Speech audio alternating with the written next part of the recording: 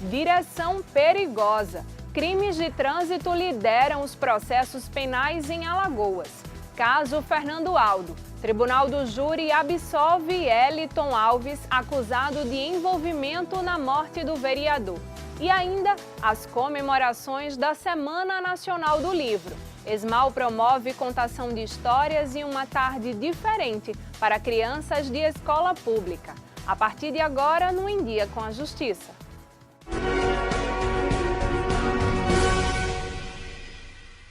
A gente começa esta edição mostrando um dado preocupante. Os crimes de trânsito lideram os processos penais em Alagoas. A constatação é do relatório Justiça em Números e reforça que os motoristas precisam ser mais prudentes. O relatório Justiça em Números, divulgado em Brasília no último dia 18 de outubro, trouxe várias informações importantes. Dentre elas, os tipos de processos que mais deram entrada nos tribunais de justiça no ano de 2015. No campo do direito penal, os processos que mais se destacam são os que tratam dos crimes de trânsito, totalizando 4.724, seguidos de tráfico ilícito. São consideradas infrações penais de trânsito crimes como praticar lesão corporal culposa na direção de veículo, não prestar socorro às vítimas, dirigir embriagado e participar de competição não autorizada.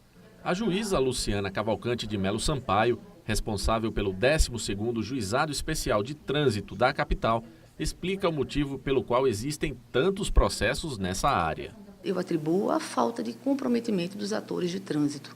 E quando eu falo nos atores de trânsito, falo nos pedestres, falo nos condutores dos ciclomotores, falo nos condutores dos veículos propriamente dito. Segundo dados do Departamento de Trânsito de Alagoas, existem aqui em Maceió cerca de 300 mil automóveis rodando pelas ruas da cidade.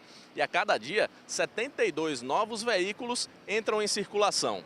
E aí prevalece a lógica, Quanto mais carros rodando, maiores as chances de acontecerem acidentes. Segundo a juíza, o juizado recebe por mês cerca de 100 processos ligados ao trânsito. Ela afirma que as novas leis que estão entrando em vigor podem ajudar a diminuir essa quantidade de processos que são gerados, já que vão mexer ainda mais com o bolso dos condutores. A infração gravíssima, tipificada como gravíssima, e que enseja a anotação de 7 pontos na carteira, ela passa do valor de R$ 193,47 para R$ 293,47. As infrações graves que sejam pontuação de 5 pontos, e sejam o registro de 5 pontos na carteira, ela passa do valor de R$ 127,69 para R$ 195,23. A média de R$ 85,00 para R$ 130,00 e a leve de R$ 53,20 para R$ 88,38. Ainda segundo ela, os juízes poderão decretar sentenças de penas alternativas, com trabalho em determinadas instituições. Essa pena deverá ser cumprida agora pelo autor do fato, pela pessoa envolvida no acidente, junto a unidades de pronto atendimento, por exemplo, as equipes de resgate do Corpo de Bombeiros, as unidades de atendimento móvel, em hospitais que atendam, ou clínicas públicas ou particulares que atendam aos acidentados de trânsito e ainda em clínicas e instituições especializadas na recuperação desse tipo de vítima. Então, é uma inovação bastante significativa. E olha, a nova lei que estabelece aumento no valor das multas entra em vigor já agora a partir de novembro. O valor mais alto vai chegar perto de R$ 3.000 e o reajuste vai ser anual, de acordo com o índice oficial de inflação. O Tribunal do Júri absolveu Eliton Alves de Barros. Ele era acusado de ter participado da morte do vereador Fernando Aldo, do município de Delmiro Gouveia. O crime foi cometido há quase 10 anos e repercutiu bastante no estado por conta da motivação política. Eliton Alves de Barros foi absolvido pelo Conselho de Sentença do 2º Tribunal do Júri de Maceió.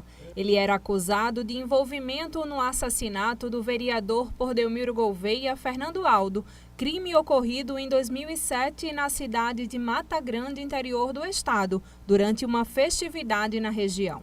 Os jurados consideraram Eliton culpado apenas por formação de quadrilha, mas o juiz John Silas da Silva, que coordenou o julgamento, reconheceu a prescrição do crime e declarou extinta a punibilidade do réu, que estava preso há 8 anos. O conselho está nas mãos do conselho, que entendeu então que ele não é culpado desse crime e o absolveu, como também vai fazer parte dos outros que estão já na rua aí, né? De acordo com o processo, além de Eliton, outros acusados teriam participação no assassinato, que teria sido motivado por discussões políticas. Entre eles, o ex-deputado Cícero Ferro e o ex-prefeito por Delmiro Gouveia Lula Cabeleira, além de mentores e pistoleiros de aluguel. Logo após o crime, passaram as 4 pessoas que estavam em Água Branca para matar o Fernando, passaram pela herbe de Água Branca e fizeram a ligação dizendo que já tinham cometido o crime.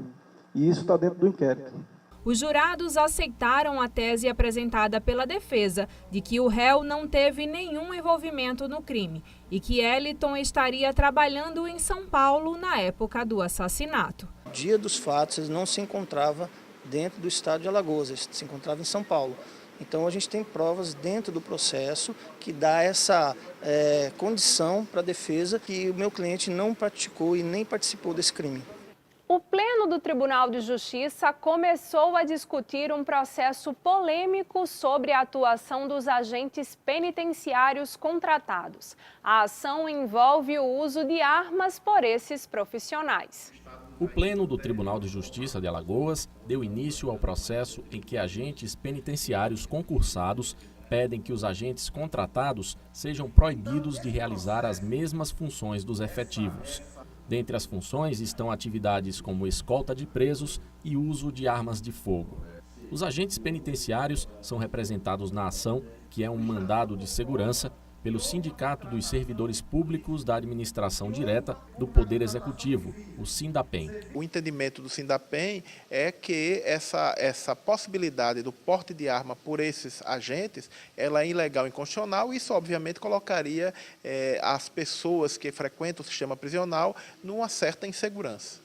O relator, o desembargador Sebastião Costa Filho, votou para suspender apenas a parte da portaria que permite o uso de armas pelos contratados, mas adiando os efeitos da decisão por 90 dias. Após alguns debates, a análise do processo foi suspensa por pedido de vistas do desembargador Paulo Lima. Leitura, brincadeiras e muita contação de histórias. A Semana Nacional do Livro movimentou a Escola da Magistratura de Alagoas e as crianças ficaram encantadas com o mundo da fantasia. Um reino distante, uma velha me diga.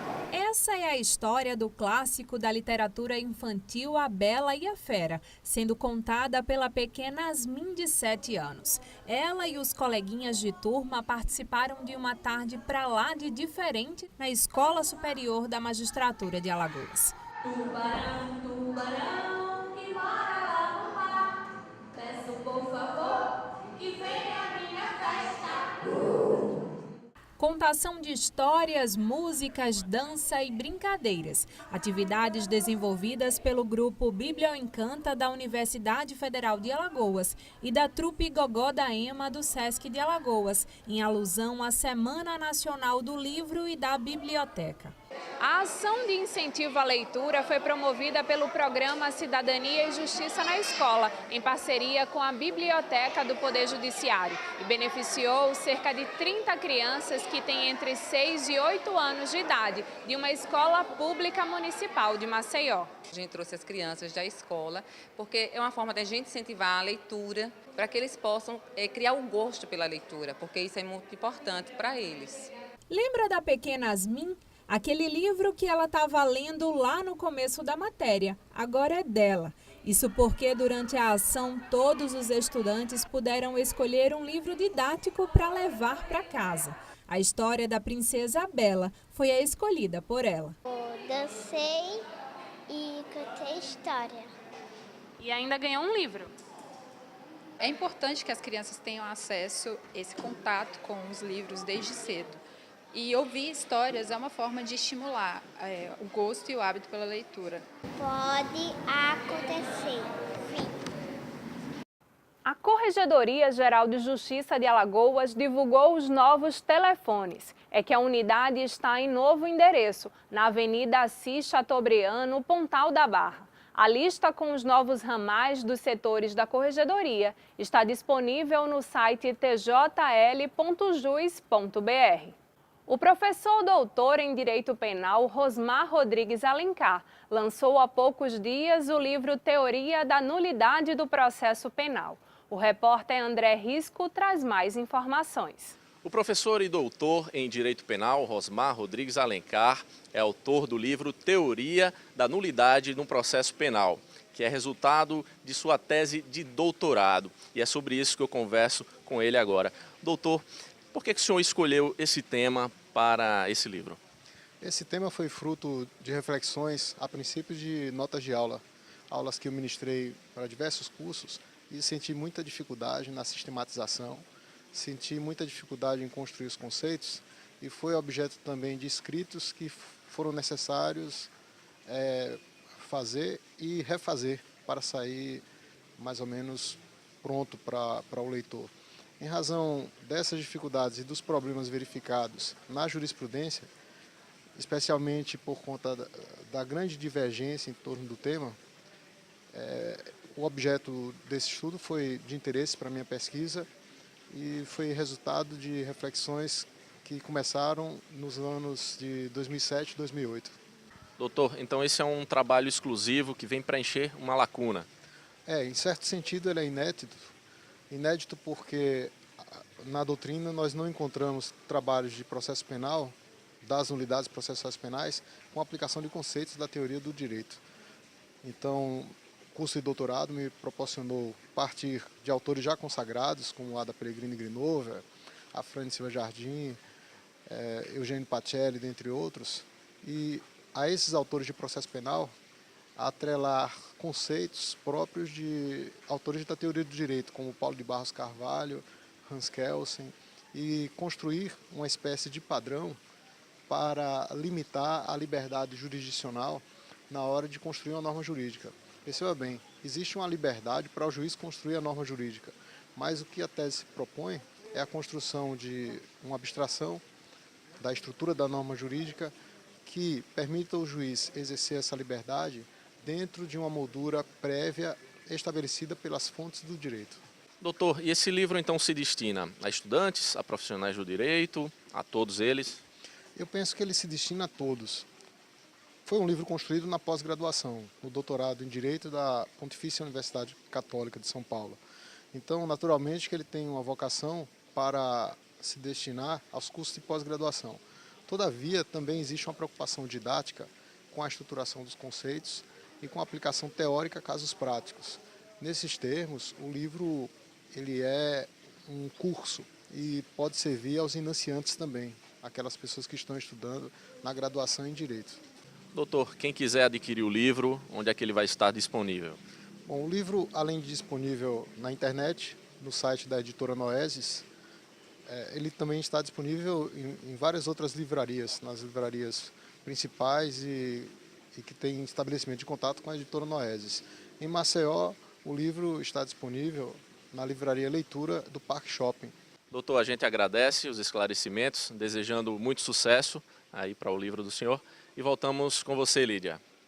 E esta edição termina aqui. Você pode acompanhar essas e outras notícias em nosso portal, no canal TV Tribunal do YouTube ou através do Facebook e Instagram. A gente se vê no próximo programa. Até lá!